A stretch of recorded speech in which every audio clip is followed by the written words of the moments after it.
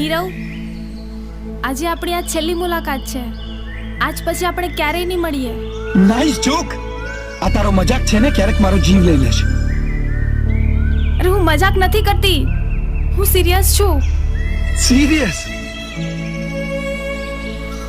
તને શું થયું છે મને કંઈ જ સમજાતું નથી. તારે સમજવાની જરૂર પણ નથી.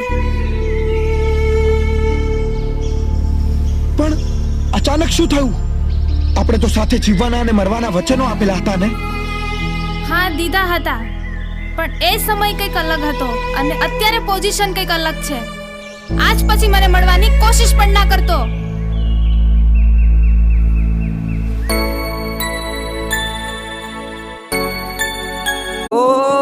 वाली वाली जे तोरी मीठी मीठी बातें